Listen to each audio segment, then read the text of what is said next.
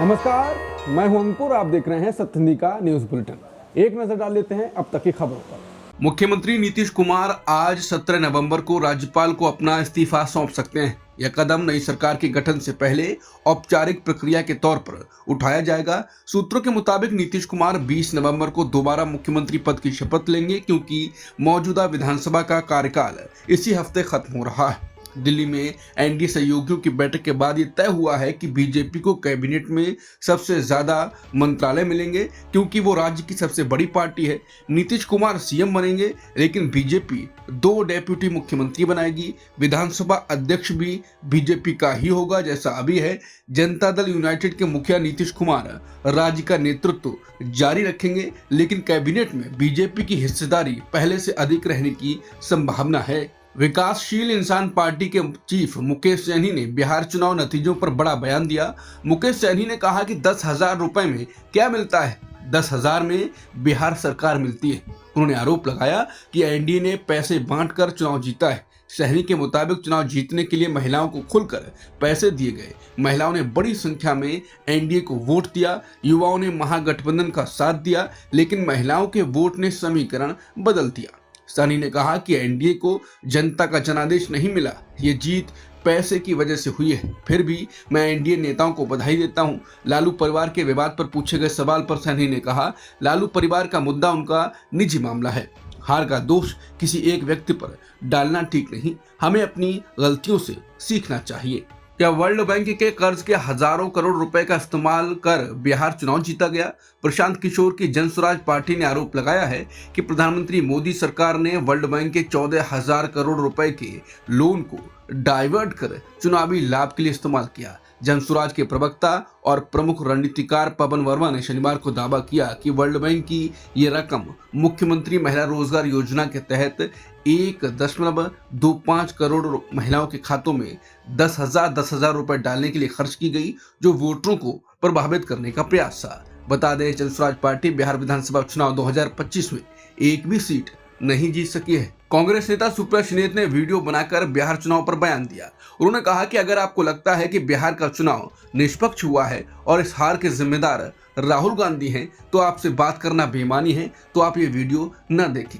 लेकिन अगर आप उन लोगों में से हैं जो समझदार हैं और ये देखकर आपके मन में भी सवाल आता है कि बीजेपी और उसके घटक दलों की 90% स्ट्राइक रेट असंभव है, तो ये वीडियो आपके लिए है। अगर आप भी ये मानते हैं ये स्ट्राइक रेट बेरोजगारी, महंगाई, पलायन, ध्वस्त कानून व्यवस्था के चलते संभव नहीं है, तो आपका संशय सही है।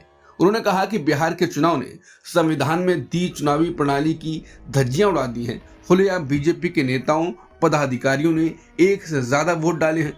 अगर एक व्यक्ति एक वोट के सिद्धांत पर चुनाव नहीं होगा, तो कौन सी निष्पक्षता और काहे का चुनाव? अगर बिहार चुनाव के पहले 62 लाख वोट काटे जाएंगे और फिर 20 लाख वोट जोड़े जाएंगे, जिनमें से 5 लाख वोट बिना एसआईआर फॉर्म भरे ही जुड़ गए।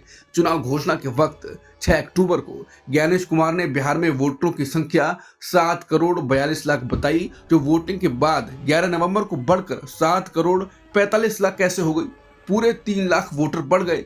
चुनाव घोषित होने के बावजूद बिहार की बीजेपी जेडीयू सरकार ने महिलाओं के खातों में 10,000 रुपए भेजे और चुनाव आयोग मूक दर्शक बना रहा, जबकि यह खुलेआम वोट के लिए रिश्वत है। वोटिंग के पहले चुनाव के बीचों बीच करनाल से लोगों को बीजेपी का पटका पहनाकर ट्रेन भरकर बिहार वोट करने भेजा गया, और ये सब हमें इसलिए पता चला क्योंकि राहुल गांधी ने अकेले वोट चोरी और मोदी चुनाव आयोग की मिलीभगत का पर्दाफाश किया। तो आज अचानक राहुल गांधी पर कौन आक्रामक है? किस बात के लिए राहुल गांधी पर दोष मढ़ा जा रहा है? कौन उन्हें महागठबंधन की हार का जिम्मेदार बता रहा है? आप भले इसका शिकार हो गए हों, लेकिन ये सोचिए समझी साजिश बीजेपी, आरएसएस और उनके पालतू मीडिया की है। किसी भी कीमत पर राहुल गांधी को दोष इसलिए दो जिससे कि वोट चोरी पर किया उनका खुलासा फीका पड़ जाए।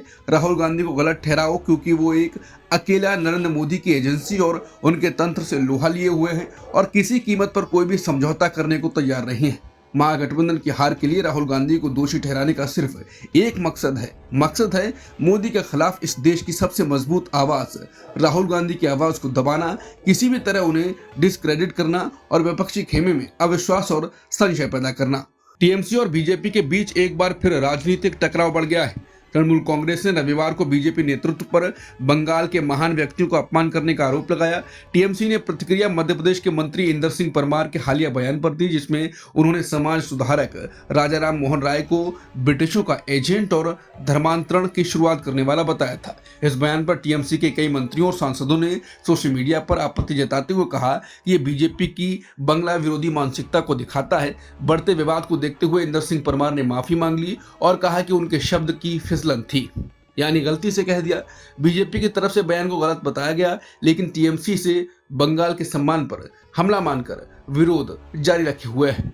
दिल्ली के रेड फोर्ट क्षेत्र में 10 नवंबर को हुआ विस्फोट आत्मघाती हमला था। राष्ट्रीय जांच एजेंसी यानी एनआईए ने इसकी पुष्टि कर दी है। विस्फोट के 2 दिन बाद सरकार ने इसके आतंकवादी हमला होने की आधिकारिक पुष्टि की थी। इसके साथ ही एजेंसी ने बड़ा खुलासा करते हुए सुसाइड बॉम्बर उमर उन नबी के कथित सहयोगी को गिरफ्तार किया है। एनआईए ने कहा कि आत्मघाती हमलावर ने विस्फोट को वाहन में इम्प्रोवाइज्ड एक्सप्लोसिव डिवाइस से धमाका किया। इस हमले में 10 से ज्यादा लोगों की मौत हुई।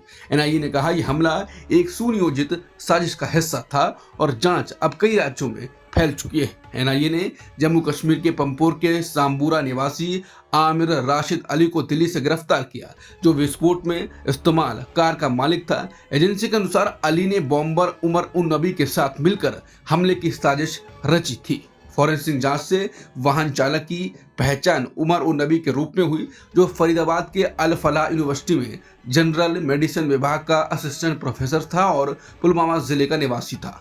जम्मू कश्मीर के पूर्व मुख्यमंत्री और पीडीपी प्रमुख महबूबा मुफ्ती ने केंद्र सरकार पर बड़ा आरोप लगाया। श्रीनगर में पार्टी कार्यकर्ताओं को संबोधित करते हुए उन्होंने कहा कि केंद्र का युवाओं से किया वादा पूरी तरह फेल हो गया है। महबूबा ने कहा कि सरकार ने कहा था कि कश्मीरी युवाओं के हाथ से पत्थर लेकर लैपटॉप दिए जाएंगे, लेकिन सरकारी नीतियों की वजह से युवा अब आत्मघाती हमलावर बनने पर मजबूर हो रहे हैं। उन्होंने पुलवामा निवासी डॉक्टर उमर नबी का उदाहरण दे दिया, जो दिल्ली के लाल किले के पास कार ब्लास्ट में 11 नवंबर को मारा गया। एनआईए का कहना है ये एक सुसाइड बॉम्बिंग थी। महबूबा मुफ्ती ने कहा कि सरकार कश्मीर को सुरक्षित बनाना तो दूर, अब दिल्ली भी सुरक्षित नहीं दिख रही है। उन्होंने युवाओं से अपील करते हुए कहा कि हिंसा छोड़ें, कश्मीर को खुशहाल बनाना है, इसे और तबाह नहीं करना। उन्होंने चिंता जताई कि पढ़े लिखे डॉक्टर, इंजीनियर और प्रोफेशनल युवाओं के हिंसा की ओर जाने से कश्मीर और देश दोनों के लिए खतरा बढ़ रहा है। उन्होंने कहा कि ऐसी घटनाओं का पहला असर कश्मीर की समाज पर पड़ता है।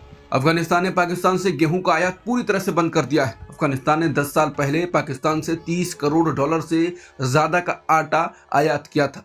इसके बाद से अफगानिस्तान ने पाकिस्तान से गेहूं के आयात में धीरे धीरे कमी कर दी और अब आयात पूरी तरह से बंद कर दिया है। बीते दिनों दोनों देशों के बीच तनाव के कारण अफगान तालिबान ने पाकिस्तान के साथ व्यापारिक संबंधों को खत्म करने की बात कही थी। अफगानिस्तान ने अपने कारोबारियों को निर्देश जारी कर कहा था कि वो पाकिस्तान के बजाय अन्य देशों से व्यापार के रास्ते खोजें। बांग्लादेश के पूर्व प्रधानमंत्री शेख हसीना पर मानवता के खिलाफ अपराधों के मामले में अदालत सोमवार को अपना फैसला सुनाएगी।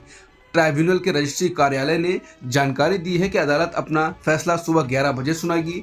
अभियोजन पक्ष ने शेख हसीना और असदुजुमा खान कमाल के खिलाफ अधिकतम सजा यानी सजाए मौत की मांग की है। इस बीच सुप्रीम कोर्ट ने सेना मुख्यालय को पत्र लिखकर फैसले से पहले ट्राइब्यूनल में सुरक्षा कड़ी करने के लिए सेना की तैनाती का अनुरोध किया है। शेख हसीना और 3 अन्य अभियुक्तों के मामले में फैसला सुनाते वक्त इसका लाइव प्रसारण होगा। बांग्लादेश टेलीविजन इसका लाइव प्रसारण करेगा।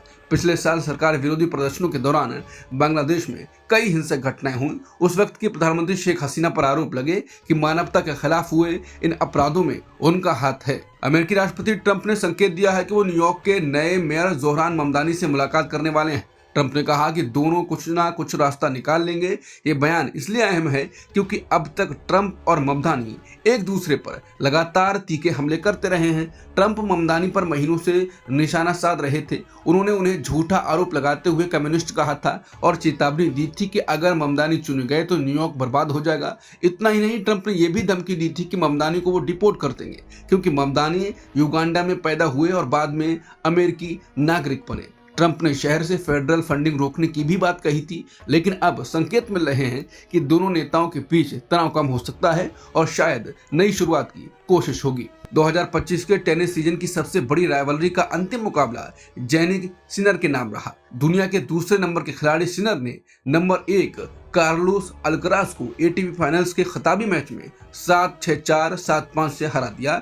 ये इस साल दोनों का छठा मुकाबला था और ये मुकाबला रोमांच से भरा रहा। सिनर ने अपने इटली के घरेलू दर्शकों के सामने टाइटल डिफेंड किया।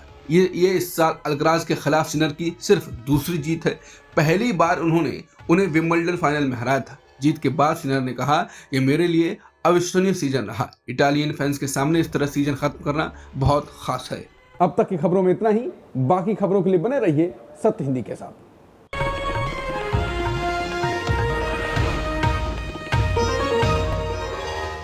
Copyright disclaimer under Section 107 of the Copyright Act 1976. Allowance is made for fair use for purposes such as criticism, comment, news reporting, scholarship, and research. Fair use is a use permitted by copyright statute that might otherwise be infringing.